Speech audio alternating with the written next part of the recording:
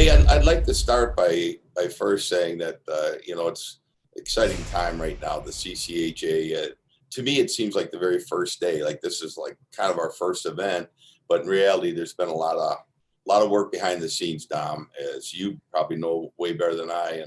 And I just like to say, Don's done an amazing job so far, Don Lucia, and he's put together a tremendous staff, and with Dean Thibodeau as assistant commish for operations, adding yourself as director of communications, Dom Henning, and then Kevin Langseth as our director of officials. I think we've got a strong front office. I think we have a strong league. We've got a lot of energy moving forward right now.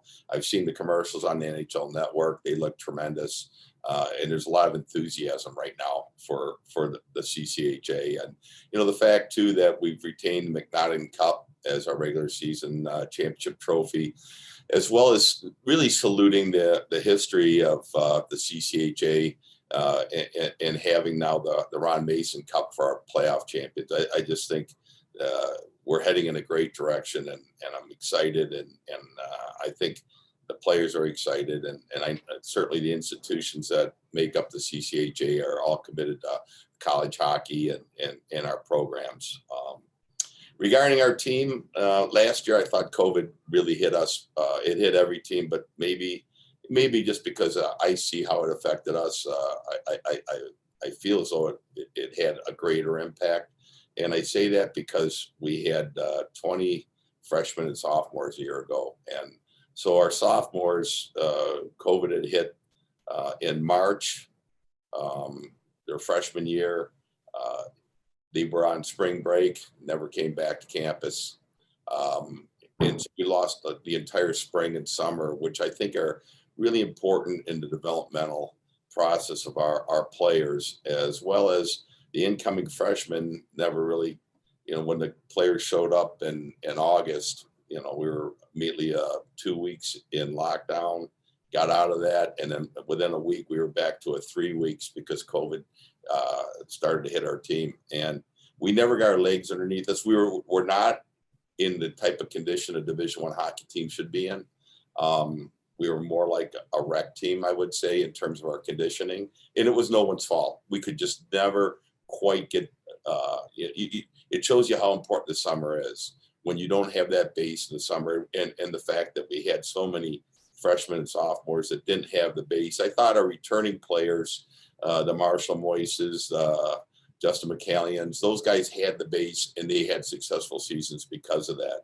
But now, I had an opportunity to listen to Joey Sean talk about the tech team and where they're at. Well, we're in a very similar position. And probably all our teams in our conference are going to be, but we are now older, we're deeper. We've got a full summer of training under our belts. And this is as deep a team as we've had in a long time up front. I think about the only concern I have up front is, do we have a championship level first line? I think we definitely have 3 top lines, a great fourth line, a fifth line that's going to press for playing time. We're carrying more players than we have, given the players getting another year eligibility. But up front, I look for some breakout years, and Liam McDougall and Marshall Moise are both returning for their 5th year. They're going to see a ton of ice time. They should be impact players if they can remain injury free. Guys like Ethan Stewart, who's one of our leading returning scorers from a year ago, Jake Transit, Mitch Dealstra. I mean, all those, a lot of depth, players ready to break out. Dallas Tulik, Stepan Corney, and Antonio Venuto. Those guys saw a lot of ice time a year ago. Maybe not necessarily warranted, but just given the circumstance that we were in. But now they've not only played a lot of minutes, but they played valuable minutes. They played important minutes, last minute of the game type minutes. Brad Merrick, Zach Farmouth, and Caleb Ergang have already shown quite a bit as incoming freshmen. They're going to press for playing time. We're going to have good players in the stands that are going to be watching just because of the depth of our team, particularly up front. On defense, that was the area we were the youngest the past season, in that they were all freshmen and sophomores back on D. Our freshmen played a ton of minutes, and they weren't in the type of shape to really make those minutes great minutes.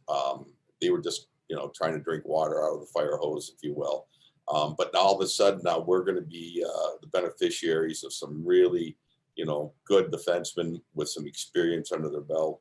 Brendan Rons wasn't able to be in the lineup until the second half last year. He had played forward as a freshman, but he had a breakthrough year in the half the season he played. He was really good for us. Ben Schulteis, freshman last year, has looked outstanding. Blake Evanow, another sophomore year ago, those three really look good on defense. And then we're going to add a transfer from the portal, Brendan McElhannon. That's Justin McElhannon's brother. They are twins, not identical, but I can't tell the difference. They look a lot alike. But Brendan's coming from Robert Morris. He's going to all of a sudden inject some experience on the defensive end. So he's a newcomer, but he has collegiate, 3 years of playing with Robert Morris, as well as Nico DeVita as an incoming freshman. So all of a sudden, a year ago, inexperienced, maybe a little thin on the blue line. All of a sudden, we're experienced and we've got depth there.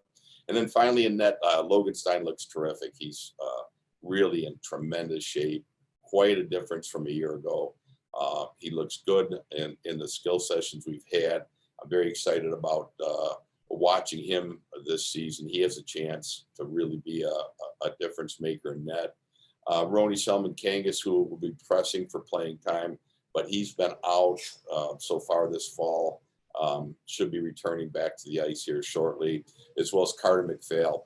So we're deep in net as well. So I'm excited about the season. I'm thrilled that we're now in the CCHA. Look forward to the puck dropping.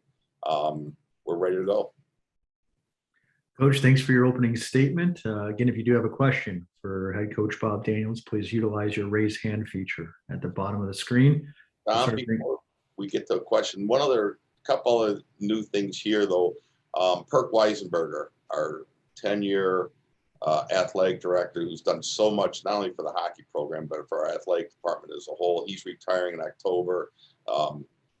Steve Brocklebank will be filling that position. He's got big shoes to fill, but I'm very confident he's going to do a terrific job. But I'd be remiss if I didn't thank Perk Weisenberger for all he's done for our program and Ferris State athletics. Very classy move, Coach. To the media we go. Dave Ellis. Hey, Bob. Dave Ellis from TV6 and Fox UP and Marquette. With all the upheaval around college hockey, how comforting is it to know that all you have to do right now is worry about building your program and your team and not worrying about what's going to happen tomorrow? Am I going to have a place to play anymore? Yeah, no, it's such a different year right now. It's such a different feel. And I say that with the hope that there's not some other variant that comes along. But I think a year ago, 90% of our time was spent on COVID protocols and just trying to find a way to practice. Hey, can we get 8 guys on the ice? Do we have a goalie today that we can go on the ice in practice? How do we put different guys in different locker rooms? We spent more time on COVID than we did on player development. But you know what? That was the cards everyone was dealt. And I'll always look back and think that was one of the best years I had in terms of the collegiality between the head coaches trying to get games in.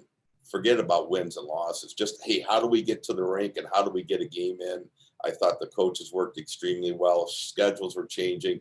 The amount of work that our administration and every administration did to see these kids get the opportunity to play is greatly appreciated. And that includes all our trainers from all our institutions. So what a difference a year makes. And now we're just worried about hockey. And it feels great, Dave. And good to hear from you, by the way. Coaches comes in on the chat, asked us to read it, ask it to you from Peter. He says, how has the new rules because of COVID allowing players an extra year of eligibility and the transfer portal affected your lineup with incoming freshmen? Not too much. The only effect that it really had in terms of addition of players is Brendan McCallion. And obviously, it helps that he had a brother here on the team. The impact of COVID and the extra year eligibility was a greater impact. We retained Liam McDougall and Marshall Moyce, and we're thrilled to have them back. Liam was our captain a year ago, and so, they're welcome re-additions back to the program, but it hasn't had too great of an impact.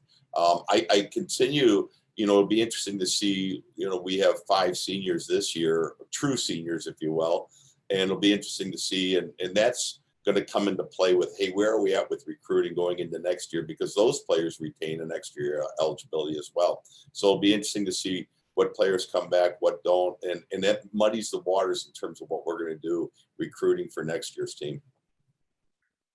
Dave Dennis. Hi, Bob. Dave Dennis, 100.3 The Point in Marquette. As the teams move into a new era with the new CCHA, one of the strengths has to be the experience and the familiarity as a group, not only as coaches. I think Ty's probably the young one with a couple of years in already, and you're obviously very familiar with Rico. And then you take a look at the league office with Don and Dom and Kevin, and the fact that you all know each other and have established relationships has to be one of the positives as you move forward and getting things set for this year. Yeah, it is, and there is familiarity with everyone. I guess the only thing would be the addition of St. Thomas, in terms of a new program. But you hit the nail on the head there. Rico's leading them, and I've known Rico for years, and he'll do a terrific job with that program and building that program. And then you're right, I've known Don Lucia for 30 some years. That goes back to the days when he was coaching at UAF. So, and Dom Henning, obviously he's worked at Ferris State in our sport communication department. Kevin Langseth, I've known him forever too, because of when he officiated the CCHA.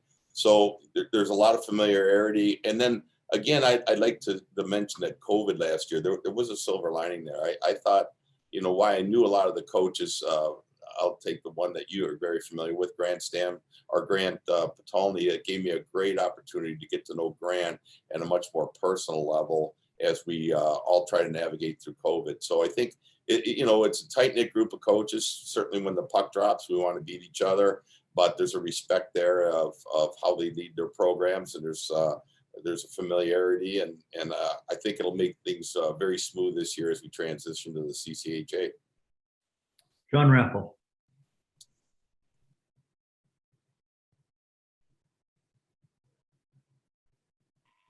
Can you hear me okay? Gotcha, John.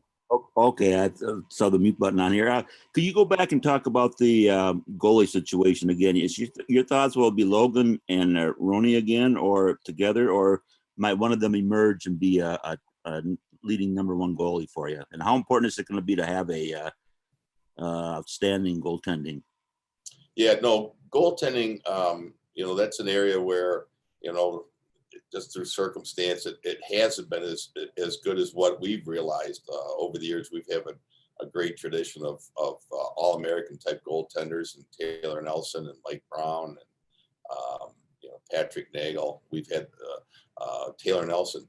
So we for a while there, I just thought it was great coaching, and then I realized no, it's great goaltending.